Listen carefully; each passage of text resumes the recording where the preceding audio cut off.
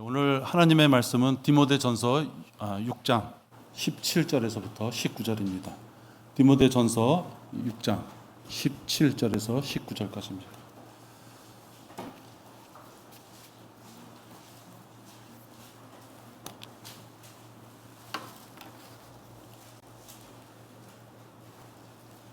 우리 함께 봉독하시겠습니다.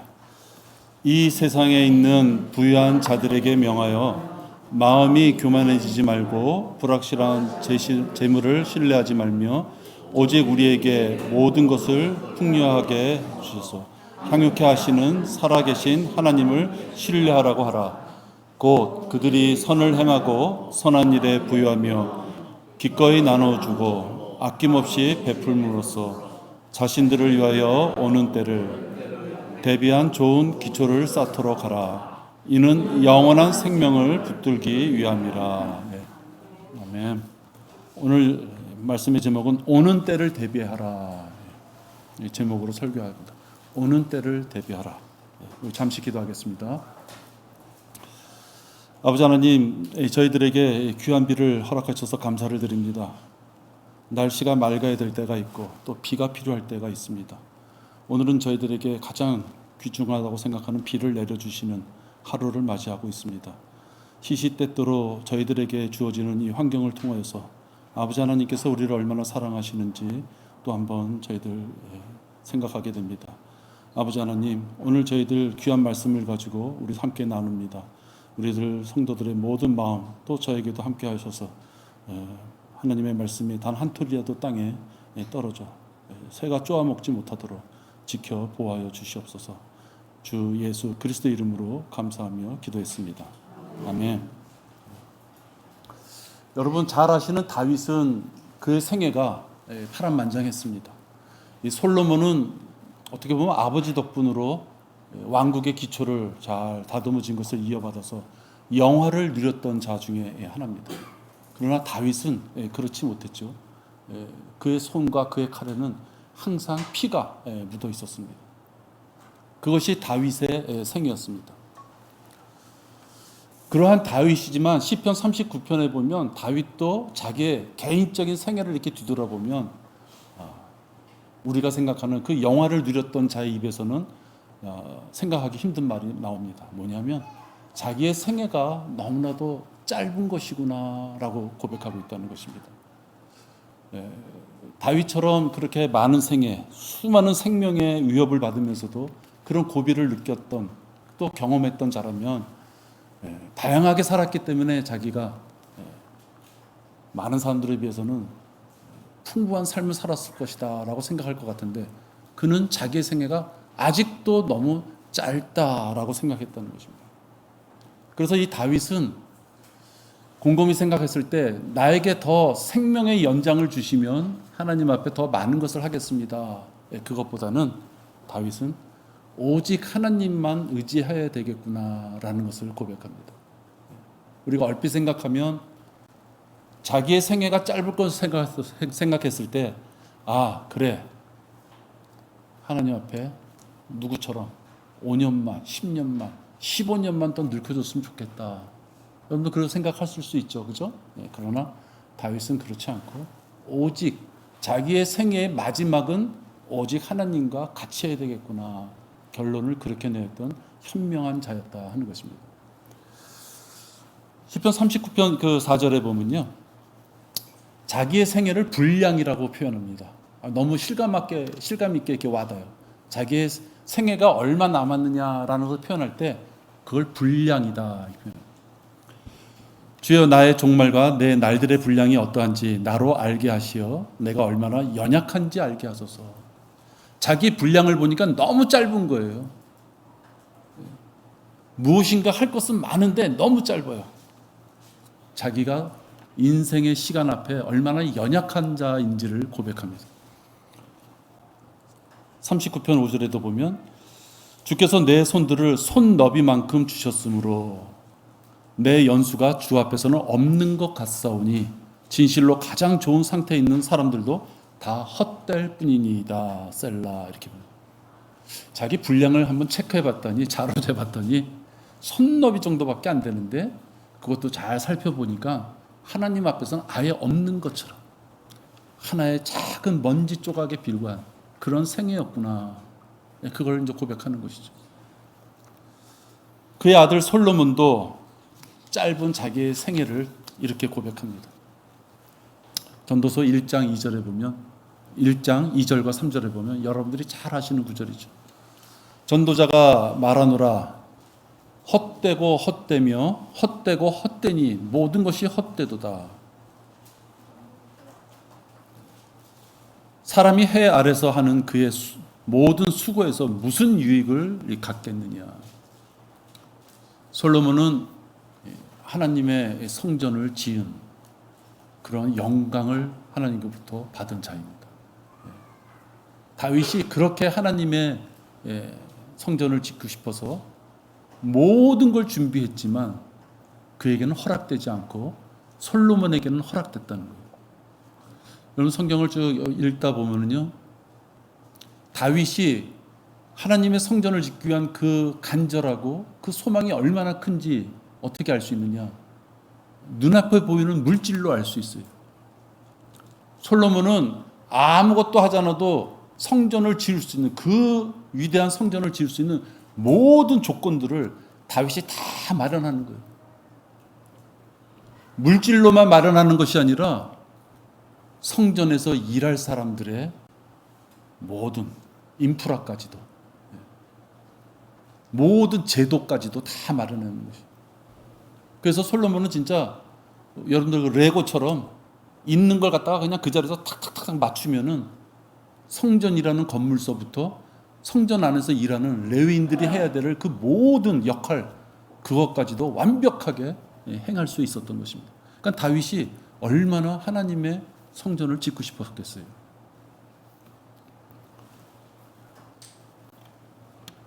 그것을 알고 아버지의 모습을 보고 아버지로부터 유언을 듣고서 하나님의 성전을 지은 그 솔로몬도 수많은 일을 행했으면서도 결국은 모든 것이 헛되다라고 표현합니다. 그러면서 자기가 행한 그 유익이 어디에 있겠느냐라고 표현합니다. 여러분 우리는 사실 이 다윗처럼 그렇게 많은 걸 행하지 못했죠. 솔로몬처럼 그렇게 많은 걸 행하지 못했습니다. 인간으로서 누릴 수 있는 모든 부귀 영화를 다 누렸던 자가 이 땅에서 인생의 마지막을 바라봤을 때 헛되다라고 말하고 있는 것입니다. 여러분 또 이것은 누가 고백한 건지 한번 마음속에 생각해 보십시오. 우리의 모든 날이 주의 진노 가운데 지나가며 우리의 연수가 한갓 이야기처럼 지나가나이다. 우리의 연수가 70이요 강건하면 80이라. 많이 듣는 거죠. 그죠? 그 연수의 힘은 수고와 슬픔이니 그것이 곧 끊어지면 우리가 멀리 날아가나이다. 시편 90편 9절과 10절입니다. 여러분이 잘 아시는 모세가 고백한 말입니다. 이스라엘 민족을 이끌고 광야에서 모든 고난을 다 겪고 이스라엘 민족을 이끌고 하나님으로부터 율법을 받았던 그 모세가 우리의 연수가 70이며 80이면 또 그것이 곧 끊어지면 후 하고 불면 날아가는 그런 우리의 인생인 것을 고백하고 있습니다. 너희가 내일 일어날 일을 알지 못하느니 너희 생명이 무엇이냐 잠깐 보이다 사라지는 안개니라. 이것은 야고보가 고백한 것입니다. 다윗이든 솔로몬이든 모세든 야고보든 한마디로 얘기한다면 우리의 인생은 어느 순간에 종착점이라는 것을 우리가 다 다다른다라고 고백하고 있는 것입니다. 그럼 여러분 우리의 생애는 종착점이 있겠습니까? 없겠습니까? 여러분 각자의 종착점이 어디에 있다고 생각하십니까? 한 100년 뒤에 200년 뒤에 종착점이 생기겠습니까? 저는 그렇게 생각하지 않습니다. 악담을 하고자 하는 것이 아니라 우리의 종착점은 각자가 언제 끝날지 모르는 종착점을 향하여 달려가고 있는 것입니다. 지금 여러분께서 정기적금을 10년짜리 들으셨는지 20년짜리를 들으셨는지 저는 잘 모르겠습니다만 그걸 마무리 질 수 있다라고 생각하시면 조금 착오입니다. 제가 지금 사는 집에 어느덧 한 12년, 13년을 살았어요. 어저께 집사람하고 어저께 갔다 오다가 야, 그때 적금 들어놨으면 10년 동안 모아졌겠구나 이러고 웃었어요. 왜? 그때는요 10년 뒤, 20년 뒤라는 생애가 올 것 같지가 않아요, 사실. 야, 그거 언제 모았다가 쓰냐. 네. 근데 이렇게 보니까 엊그저께 이사 간 것 같은데 12년, 13년이 흘렀어요. 여러분이 지금 공부도 하고 직장도 열심히 다니고 사업장도 열심히 하시겠지만 하나님께서 우리를 부르실 때는 그런 모든 것을 다 내려놓고 여러분을 부르신다 하는 것입니다. 종착점이 온다는 것을 인정했다면 그 종착점을 어떻게 맞이할 것인가 라는 것을 생각할 수 있는 분이 현명한 사람입니다. 이제 월요일날 학교 가서 숙제를 내야 된다 그러면은 시간이 다가올수록 주일날 저녁에는 마음이 조급해지지 않습니까? 레포트를 내야 될 날짜가 다가오면 마음이 조급해지지 않아요? 여러분의 인생의 종착점이 오는 순간 여러분이 눈 뜨자마자 만나실 분은 주 예수 그리스도신데 그분 앞에 여러분의 생애 리포트를 낼 때 준비한 자와 준비하지 못한 자의 차이는 저는 엄청날 것이다 이렇게 생각이 됩니다. 오는 때를 대비하라. 첫 번째, 짧은 인생 경건한 삶을 살아야 된다 하는 것입니다. 디모데전서 4장 8절 보시겠습니다. 디모데전서 4장 8절입니다.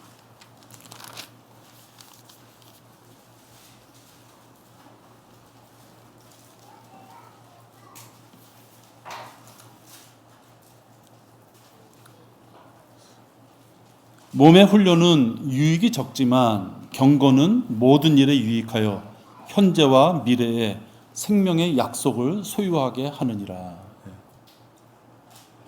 몸을 위해서도 무엇인가 잘 다듬고 훈련해야 되겠지만 경건이야말로 현재 미래에 여러분이 가장 중요하다는 바로 그 생명의 약속을 얻을 수 있는 것이다 하는 것입니다.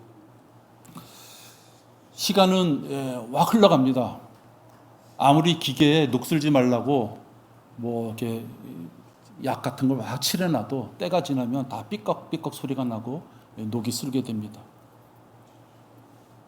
여러분 우리 육신도 벌써 여러분들 40년 쓴 사람이 있고 그죠? 이제 여러 가지 아픔이 오는 그런 분도 있지 않습니까?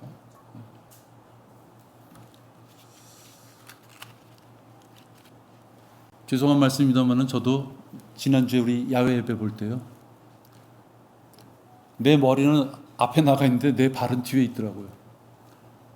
야 이게 3년 전, 4년 전하고 이렇게 틀리냐. 그래서 꽈당하고 넘어졌던 거예요. 얼마 전에 가서 병원에 갔다 오면서 100일 치약을 타왔어요. 100일 치약을 타서 뱀처럼 꽉 이렇게 말아가지고 놨더니요. 제가 어렸을 때 어머니께서 타오셔서 비닐봉지에다 잔뜩 그 약을 한 봉지 타와가지고 차단스 같은 데 이렇게 넣어놓던 모습이 생각나요. 그래서 내가 어렸을 때 야 무슨 약을 저렇게 드시냐. 그때는 어머니 아프시겠구나 생각 못했어요. 무슨 약을 저렇게 드시냐. 근데 우리 밥 먹는 옆에 내 약이 그렇게 쌓이더라고요. 100일 치지니까 그렇대요 보니까. 여러분 인생이 막 가는 겁니다 여러분. 어쩔 수 없이 가는 거예요. 시간이 떠나는 것에 대한 아쉬움을 느끼면서 투덜대는 것보다는 남은 시간 동안 내가 어떻게 더 아끼며 살 것이냐가 더 현명한 자입니다.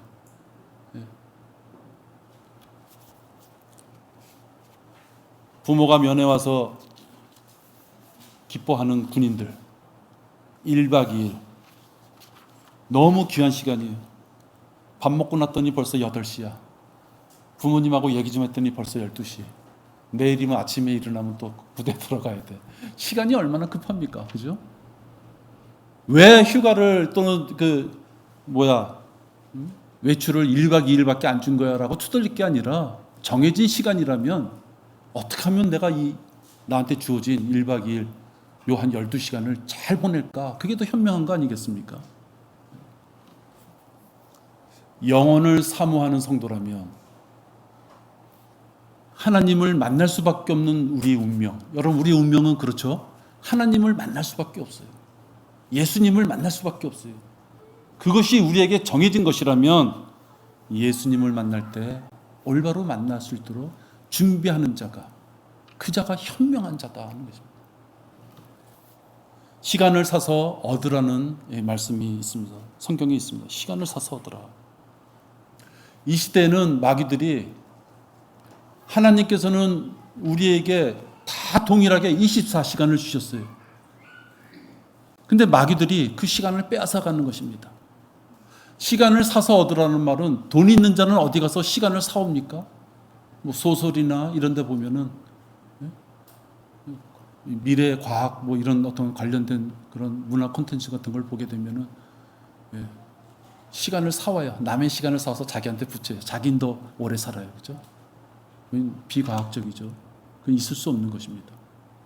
생명은 피에 있기 때문에 그럴 수 없는 것이에요.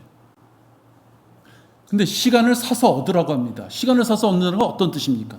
내 24시간에 내가 좀 돈이 있어서 한 1억 정도 줬더니 1시간이 더 벌을 수 있다. 1시간을 어디서 사와가지고 내 시간에 탁 하고 붙입니까? 그런 것이 아니죠. 하나님께서는 다 24시간을 주셨어요.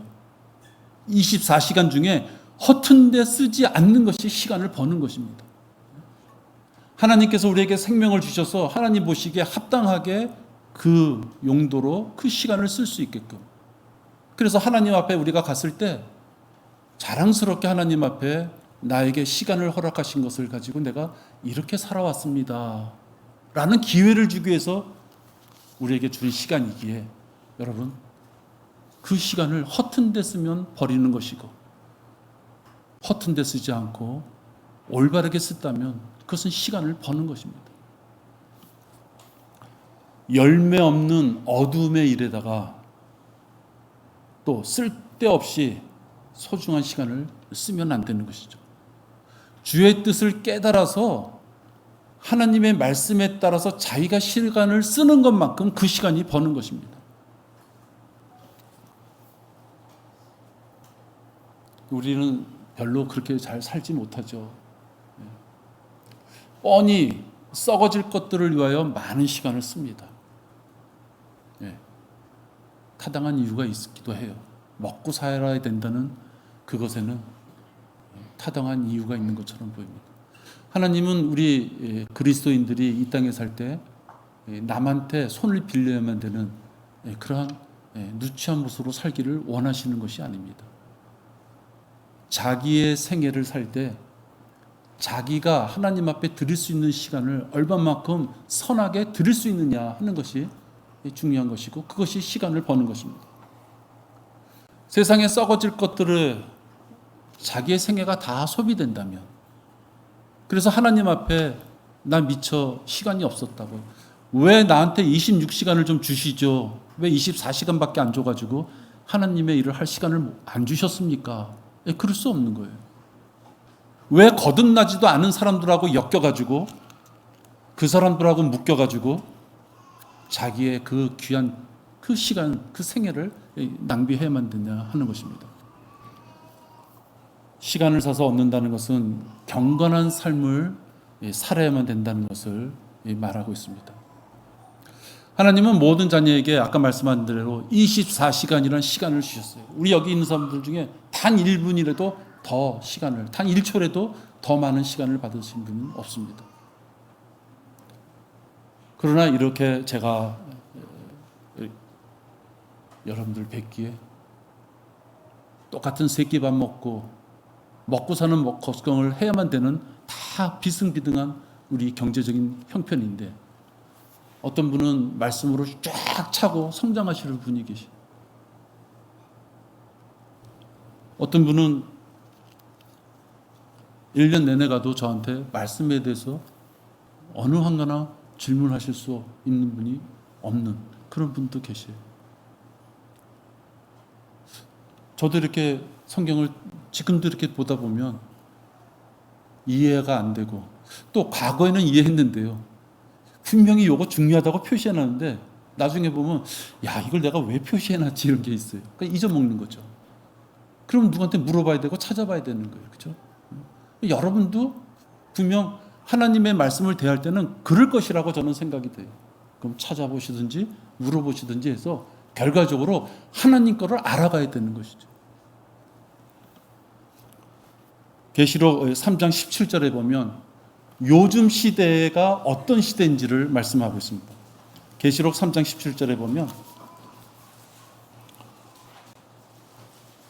비참하고 가련하며 가난하고 눈멀고 헐벗은 시대야. 지금 이 시대가 이런 시대라는 거예요. 영적으로 먹을 빵이 없는 시대라는 것이 아니라 영적으로 이제 하나님이 보시기에는 너무 비참하고 가련하고 가진 것이 없고 헐벗은 그런 시대에 우리가 살면서 외모만 그럴싸하게 경건의 모양을 갖추면 안 된다 하는 것입니다. 여러분, 우리끼리는 설령 이렇게 약간의 외모를 감추려고 하면 우리는 알 수가 없어요. 그러나 하나님께서는 여러분 마음속에 하나님의 말씀이 얼마나 심겨져 있는지를 다 아실 수 있는데 그것이 외형적으로만 그리스도인인 것처럼 그렇게 지내면서 스스로가 그리스도인인 것으로 착각하면 안 되는 것입니다. 내가 교회를 다니기에 내가 하나님의 자녀로서 누군가가 지원서를 내고 누군가가 내 종교를 물을 때 기독교 또는 뭐 그리스도인 그렇게 쓸 수 있을지는 몰라도 과연 그리스도인답게 나의 하루하루의 생애가 이어져 오고 있느냐, 그것은 우리끼리의 문제가 아니라 하나님이 두드리실 때 뭐라 그랬을 수 있겠느냐 하는 것입니다. 경건의 모양만 치중하고 있다 보면 그래서 그들이 그렇게 거칠에만 하고 죽는다면 그런 자들은 시간을 써서 얻기는 그냥 다 낭비하고 열매 없이 생애가 끝나는 것입니다.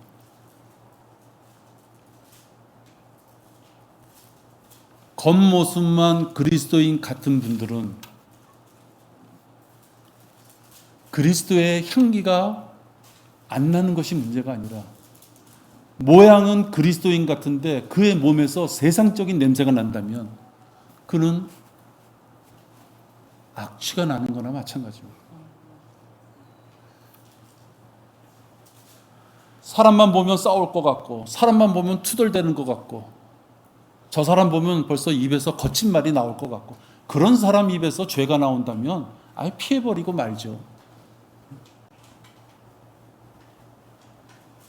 하나님의 말씀대로 사는 것처럼 사는데 막상 그에게 좀 더 가까이 가봤더니 세상 사람하고 똑같은 모습으로 나온다는 것은 아, 그리스도인도 저렇게 사는구나.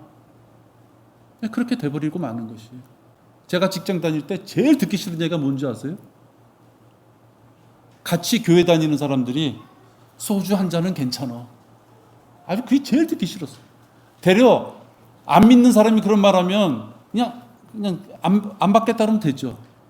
꼭 있죠. 직급 높은 사람 중에서 와서 너 이렇게 뭐 답답하냐 이런 느낌으로 나는 뭐 집사인데 그러면서 소주 한 잔은 괜찮아. 그건 사실 그럴 때 내가 그걸 거부하지 않고 같이 마시면요 내 몸에서는 악취가 나는 거예요. 그런 자들은 세상과 싸울 능력이 없는 것입니다. 마귀의 유혹을 물리칠 힘이 없는 거예요. 죄를 죄라고 악을 악이라고 말할 수 없는 것입니다.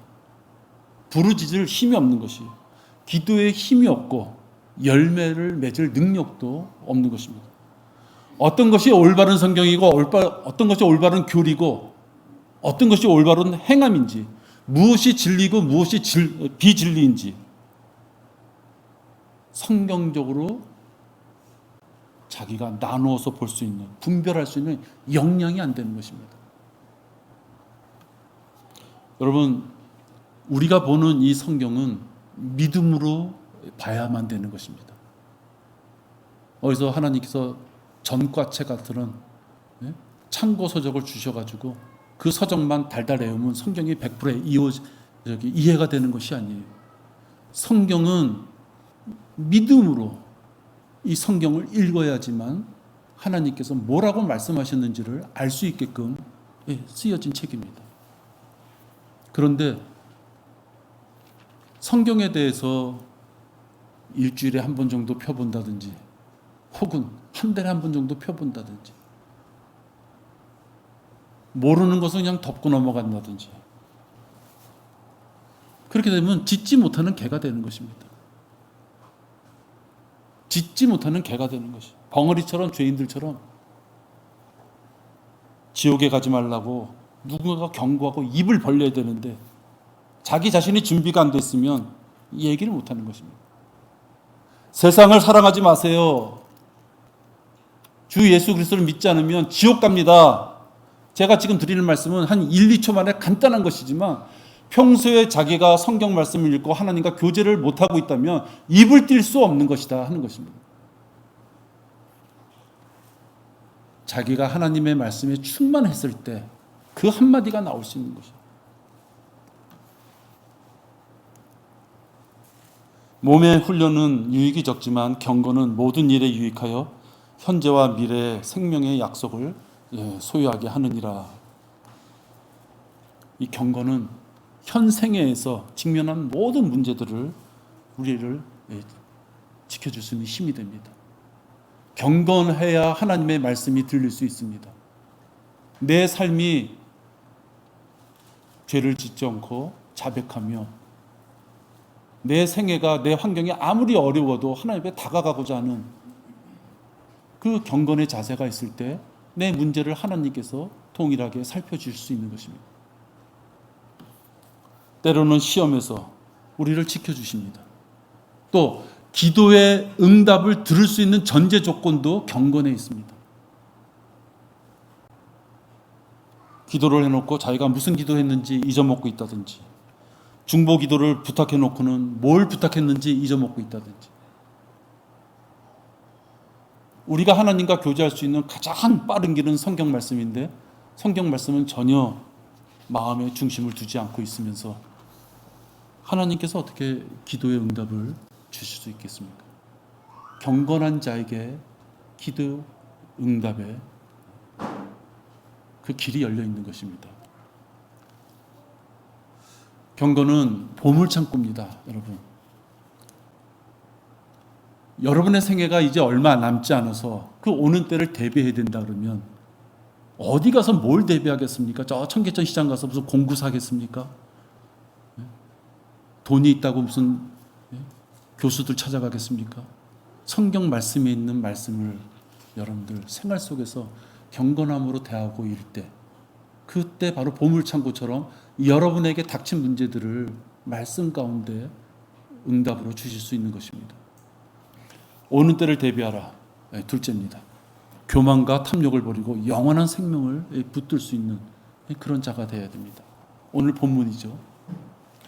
이 세상에 있는 부유한 자들에게 명하여 마음이 교만해지지 말고 불확실한 재물을 신뢰하지 말며 오직 우리에게 모든 것을 풍요하게 주셔서 향유케 하시는 살아계신 하나님을 신뢰하라.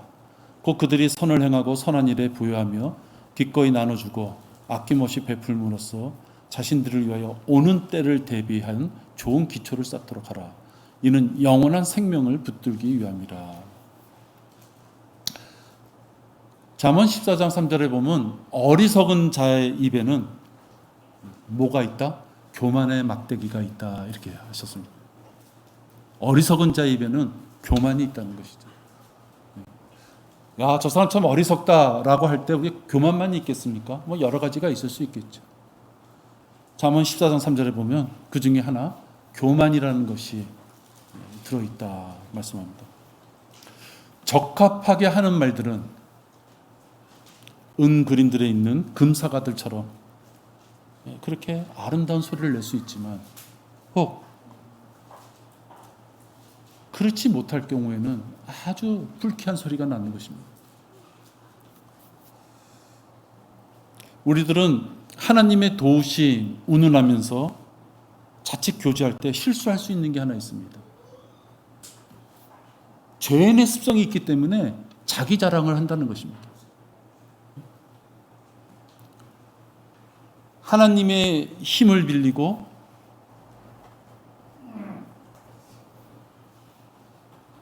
하나님의 이 권위를 빌려서 하나님에 대한 역사심을 고백하는 것 같지만 자칫 잘못하면 자기 자랑을 하는 수가 있어요. 하나님을 섬기는 우리 지체들은 그런 것을 들을 때 자칫 저분이 왜 저러실까 이런 경우도 사실 있습니다. 아름다운 간증은 하나님의 영광을 나타내는 훌륭한 도구입니다. 그러나 간증과 자랑을 혼동하게 되면 그 문제가 발생됩니다. 좋은 간증은 성도들을 세워주지만 자칫 자기 자랑, 교만으로 인하여 간증을 빙자한 자기 자랑을 하게 되면 성도를 쓰러뜨리게 됩니다.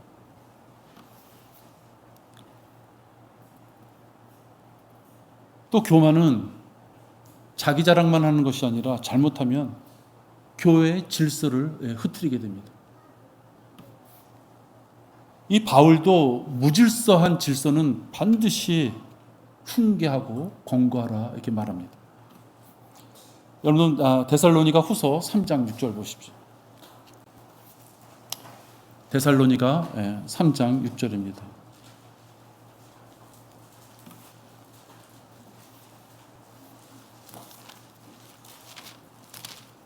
데살로니가 후서 3장 6절.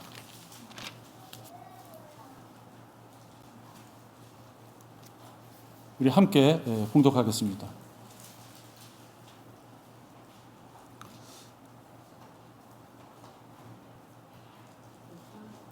찾으셨죠? 예.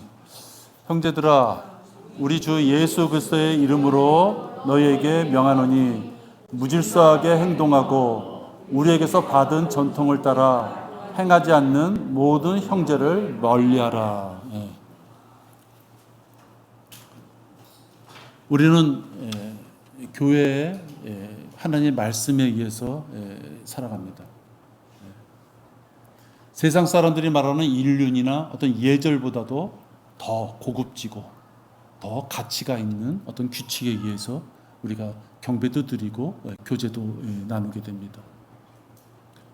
우리는 세상 것을 사모하는 것이 아니라 하늘에 있는 것을 사모합니다. 더 높은 수준을 요구하는 것이죠. 그런데 우리가 이 세상 기준에도 못 미치는 어떠한 예절과 질서가 없다면 그것은 문제가 되는 것입니다. 여기 보면 마지막 후반부에 보면 우리에게서 받은 전통을 따라 행하지 않는 모든 형제를 멀리하라. 멀리하라는 건 어떤 뜻입니까? 아예 그냥 잘라버려라. 그 뜻은 아닌 것 같아요. 멀리하라는 뜻은 제가 생각하기에는 교제를 끊어라. 무엇인가 무질서하던 자가 질서 안에 들어올 때까지는 교제를 끊어라 이 뜻입니다. 바울은 자기가 구원한 그 자녀들이 얼마나 사랑스럽겠습니까? 그들을 위하여 상고의 고통을 겪는 것이라 말하면서 그들이 올바로 서기 위해서 얼마나 많은 기도를 하였겠습니까? 근데 그러한 바울도 어떤 교리가 배교돼서 잘못된 그 정도의 죄, 그것이 아니라 여기 보면 무질서하게 행하지 않는 자와는 멀리하라고 얘기하며 교제가 끊겨질 가능성이 있더라도 멀리하라 말합니다. 그만큼 교회의 질서가 어지러지는 것은 용납하면 안 된다 하는 말씀입니다. 교회는 하나님께서 감독이라고 하는 목사와 또 집사의 직분 두 가지를 허락하셨습니다. 그래서 목사는 말씀의 양육에 전념하고 집사는 어려운 사람을 돕고 교회의 여러 가지 살림을 도와주는 일을 맡아서 해서 집사가 있으므로 목사가 말씀을 전하는 데 전념할 수 있도록 해주신 것입니다. 그 뜻은 어떤 뜻이 있느냐? 교회에 질서가 있는 것을 얘기합니다. 우왕좌왕 여러 사람이 똑같이 한마디 열마디 왁 하니까 복잡해서 안 돼요. 그러니까 집사를 세워서 일률적으로 평판이 좋은 사람을 일구이연하지 않는 그런 자를 집사를 세워서 교회를 잘 다스려라. 또 목사에게는 말씀의 권위를 주어서 목사가 하나님의 말씀을 대언하지만 여러분들을 이끌고 나갈 때 목자로서의 그 위치를 잘 자리매김해야만 된다 하는 것입니다. 때와 장소를 가리지 못하고 목사가 있음에도 불구하고 때와 장소를 가리지 못하고 자기 위치를 생각하지 못하고 무엇인가를 막 발설한다면 그것은 질서를 허트리는 것입니다. 무엇인가 내가 다른 사람보다 조금은 더 낫다. 무엇인가 내가 다른 사람보다 더 많은 것을 알고 있다. 그 점을 나타내고 싶기 때문에 그런 부분들이 나오는 것입니다. 그건 교만인 것입니다.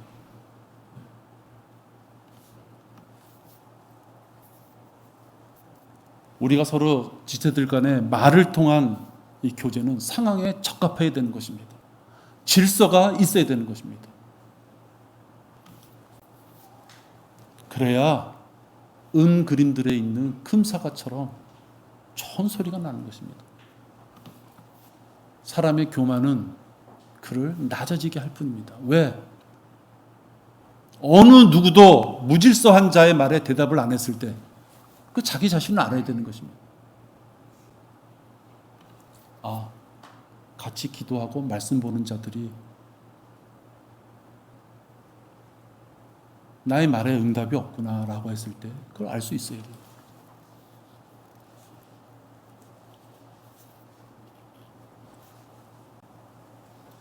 근면하게 가족을 위하여 열심히 살았지만 혹시 구원을 받지 못한 자가 있다. 여기 오늘 보면 사람이 온 세상을 얻고도 자신의 혼을 잃는다면 무슨 유익이 있겠느냐. 또 사람이 자기 혼과 무엇을 바꾸겠느냐. 너 어리석은 자야, 오늘 밤 내 혼을 내게서 앗아가리니 그러면 내가 장만한 그것들이 누구의 것이 되겠느냐. 우리가 아둥바둥 손에 움켜쥐고 가지고 가려고 하지만 그것이 오늘 밤에 그 소유가 누구한테 넘어갈지 모른다고 지금 말씀하고 있는 것입니다. 얼마나 안타깝습니까? 근면하게 사회와 국가를 위해 그건 다 일단 집어쳐놓고 내 가족을 위해서 열심히 살았는데 하나님을 믿지 않았어요. 특히 가장이. 그러면 그 가장인 그와 그 가장으로 인하여 그 집에 영적인 모든 소통이 막혀있는 그 식구들은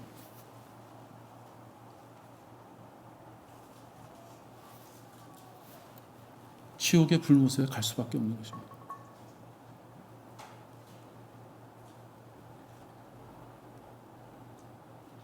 아무리 열심히 살았어도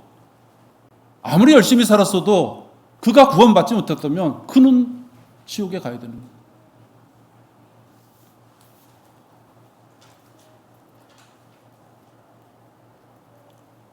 또 그런가 하면 구원받은 자가 근면하게 가족을 위해서 열심히 살았어요.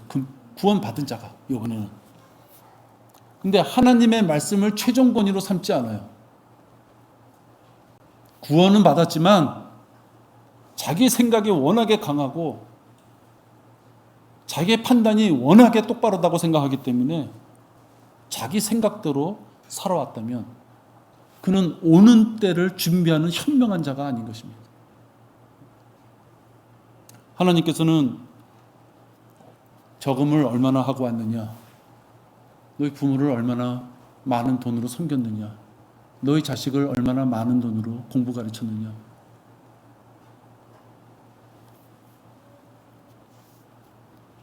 그때 하나님 앞에 그 자랑을 하고 싶어서 지금 여러분 생애가 이제 얼마 남지 않아서 그 오는 때가 언제일지 모르지만 반드시 오는데 하나님 말씀과 하나님의 관계와 하나님이 가장 좋아하시는 일에는 완전히 뒤통수 돌려놓고 아무것도 안 하면서 하나님 앞에 무엇이라고 고백할 수 있겠느냐 하는 것입니다.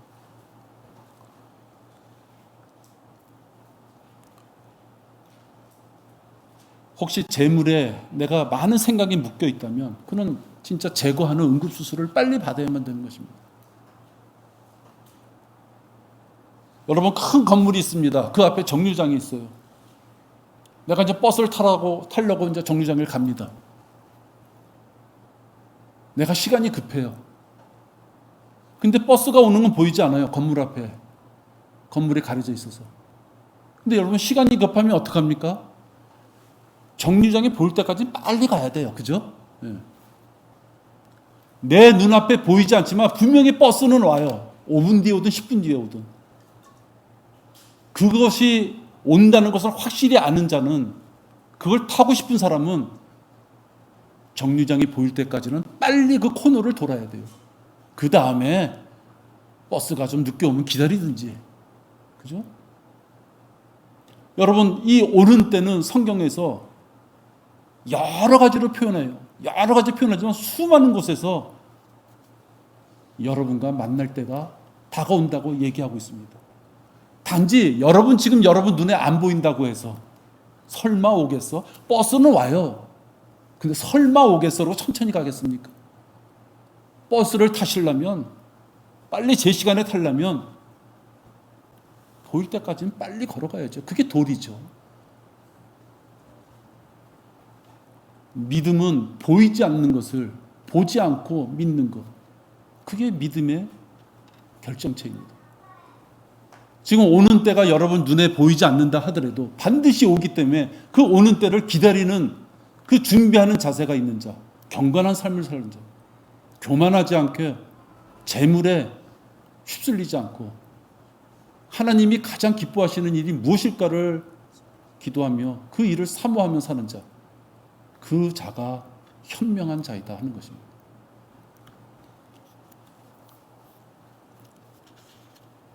인생은 두루마리 휴지 같다라고 하는 분들이 있어요. 그런 예를 제가 어디서 들었어요.